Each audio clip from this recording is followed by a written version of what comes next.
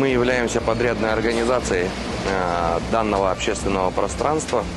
Мы работали над его созданием, вот этой подмостовой первой, и сейчас в ту сторону будет продолжение. Ну, попутно мы еще проводим доработки по предыдущему подмостовому пространству, максимально его озеленяем.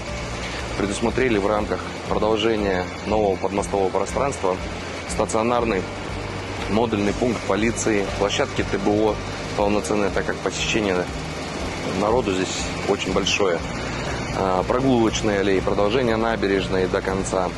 В принципе, все возможные моменты мы дорабатываем до конца. То есть какие-то неучтенные вещи, пешеходные переходы, тротуарный подход сделали с Би-Боранбая, чтобы люди как-то могли комфортно сюда приходить и возвращаться.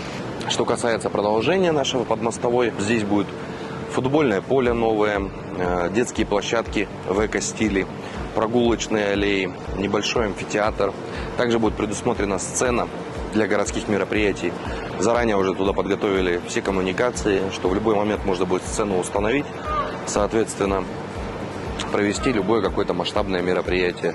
По всей территории будут максимально предусмотрены пешеходные зоны, зоны с пандусами, модульные туалеты для комфорта горожан.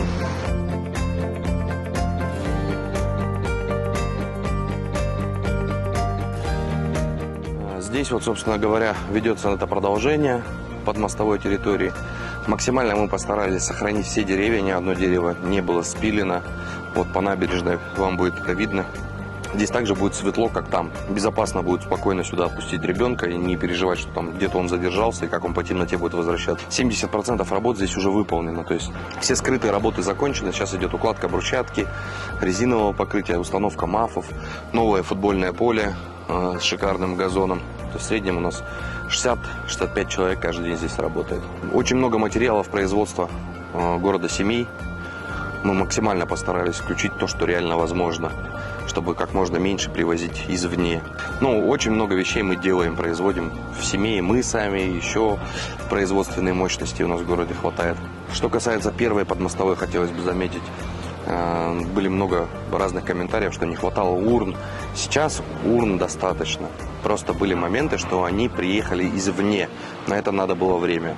Очень частый вопрос, предусмотрен ли здесь туалет. Туалет здесь предусмотрен. В туалете предусмотрено отопление, он и зимний, и летний, холодная горячая вода. Все полностью готово, подключено.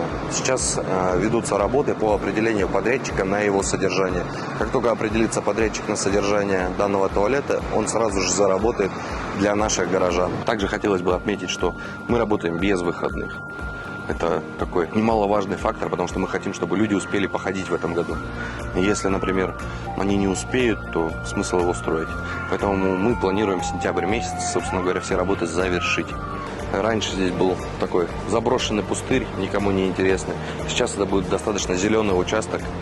Максимально мы предусматриваем озеленение. Никаких однолетних растений, только многолетние растения, которые в следующем году продолжат здесь существование. Соответственно, будет полностью зеленая зона. Газон, деревья, многолетние кустарники.